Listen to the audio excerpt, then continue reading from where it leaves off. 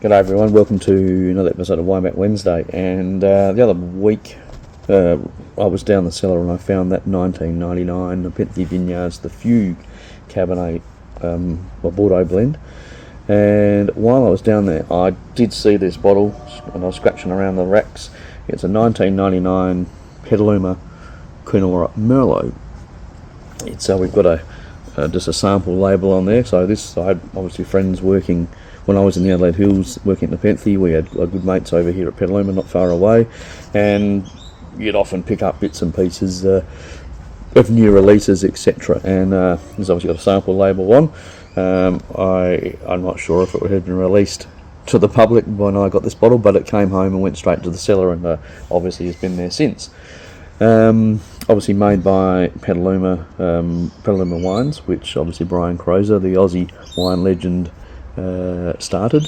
I think their first vintage was 1979, and then obviously over those following subsequent years they expanded their portfolio, and they were doing Adelaide Hill Chardonnay, they had Riesling from Clare, and the wonderful wines from down at Petaluma, at Coonawarra. The wines, the most of the fruit from down there comes from the Evans Vineyard, which is named after Len Evans, and Len and Brian were very good mates. And they also had a vineyard next door to it so the Evans Vineyard, it was in the north, so it's lovely Terra Rosa over limestone, and right next door to it is the Share Farmers Vineyard. But a bit of a tangent here, at the time, many years ago, when they were really working out geographical indicators, sort of boundaries within regions, Coonawarra was a bit of a test case, because the Share Farmers Vineyard was right next door to the Evans Vineyard, and to make it easy they decided to use a couple of hundreds. So, quick explanation, South Australia's got quite a good system of real estate. They have a thing called the Torrance title system, and there's, at the base level, there's the folio and volume numbers, which is like a house block per se, and then they go up, and then there's, if you groups of things, then there's hundreds, etc. And they used the 100 of Panola, and I forgot the second 100 that they used, but the boundary line was literally on the northern edge, was the fence line next to the Evans Vineyard. So the soil profile didn't change through that fence line, but you had the Evans Vineyard on one side and the Share Farms on the other side, and Brian advocated very heavily for both vineyards to be, obviously the Evans Vineyard has already included, but advocated heavily that Share Farmers needed to be there, because there's no difference per se. The terroir, if you want a better word, was the same. The soil profile literally continued through from the Evans Vineyard through to the adjacent vineyard, and should be included. So after, and I think a couple of other vineyards also, they did realign certain boundaries and incorporated some other vineyards which should have been in there from day one anyway, because of the soil was the same, etc. And if you've ever been to Coonawarra, it's quite a flat section of land there, so there's no great highs or lows and troughs, and it's equally as frost prone pretty well. The rainfall is pretty well similar across the region. The soils do change, because within that Coonawarra boundary as well, there were actually a lot of heavy black soils as well, which they grew potatoes on, which were very different to that original Terra Rosa, which was really shallow, and then you had a thick layer of limestone underneath. So that, though, was another argument, I think, that why should that block be included, because the soil profile was very different with those black heavy clays. And you could grow vineyards there at huge crops because of the soil, because of the way that the soil was. Whereas the Terra Rosa, you're limited because of that. I mean, yes, the limestone gave you moisture, but the soil profile was quite shallow, so it gave you quite a distinct, I suppose, set of parameters that the vines grew to. The yields weren't huge, etc. But moving right along. This is would have been 1999. So in Coonawarra, it was below average yields for many reasons, because there were so many little hurdles along the way. They had frosts in the October of 1998, and then it was low rainfall. January and February was very hot, They had windy flowering conditions and quite challenging set conditions, so overall it was probably down 15-20% on average for the yields for that years. And the fruit that was there, because of the dry season, the berries are quite small and quite structured and tannic and really quite full flavoured.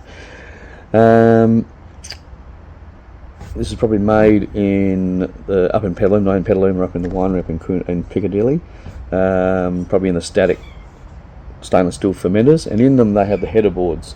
So the header boards are these planks that they put in. They're reasonably tight, but they do have them. You can't have them too tight, or else the pressure build up in the fermenter and just snap them. So there's enough. Often they have a chimney per se in the middle, which helps gas release as well. But the idea of these boards, it holds the cap, that holds the skins down in the fermenting juice, so you have a really high percentage of skin contact. So you're getting maximum extraction out of those skins, whereas in a normal sort of open top fermenter without, or even a static closed fermenter without header boards, the cap sort of sits on the top, and then you've got to pump over and mix, and whereas so you've got a percentage of the skins that don't have any contact with any fermenting juice for a lot of the day. So it's two schools of thought. And some people like one way and some people like the other way. So there's no better way, but I think and that's the beauty of it. Stylistically, you're going to get some differences, and that makes why we have wonderful variation within our wines. So yes, so they would have pumped out the juice at least once a day, and then bring it back through over the top, and then it soaks through. Even though you are getting a good level of a percentage of skin contact there. It's just, again, moving it backwards and forwards, getting some air into the ferment, giving a healthier ferment, and also mixing as the cap comes down. You do mix it to a certain extent as well once you put the fermenting juice back on top. After pressing, it would have gone into French barriques, and Brian, I know his favourite cooperage is Dargon Jeglier, which is a prestigious cooperage out of the Romanèche-Thorin region, which is a little region between Beaujolais and the Mâconnais in the south of Burgundy. They've been making barrels since early 1920s, and all in barrique, so it gives you a lovely surface area to volume ratio in a barrique, and you get lovely integration early on. And I think Brian's been using barriques and that cooperage for many years. I reckon it was in oak for probably around 18 months, plus or minus, and probably around that 40-50% new.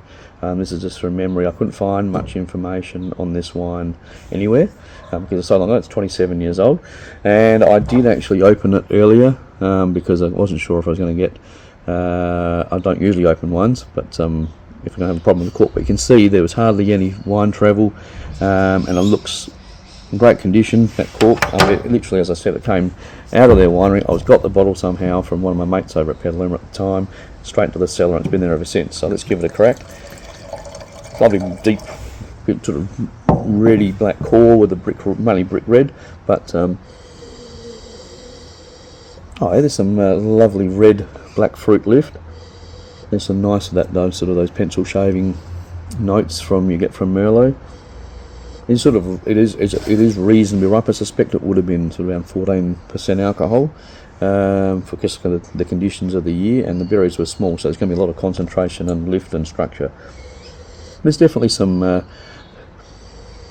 nice little leather notes in the background, and a bit of sort of polished mahogany sort of woods in the back, and nice sort of cedary notes floating around from the oak.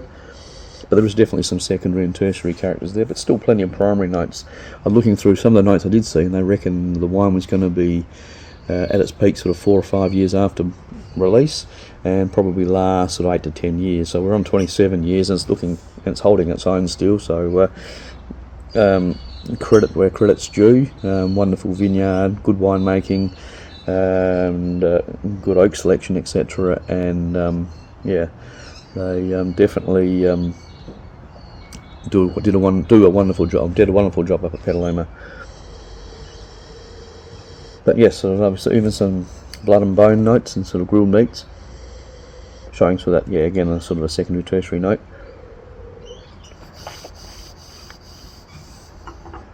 But again, some good acidity there straight away. Again, some red black fruits there, firm, lovely fine tannins. It's rolling. There are some secondary notes coming through. Those pencil shaving notes, some nice cedary oak. It's firm, fine tannins, but long. Put there, and it's a lovely wine. I hope it hangs on for another couple of hours so we can enjoy it over some dinner. But very smart, looking really good. The Petaluma 1999 Coonawarra Merlot. So thanks for listening. We'll speak to you soon.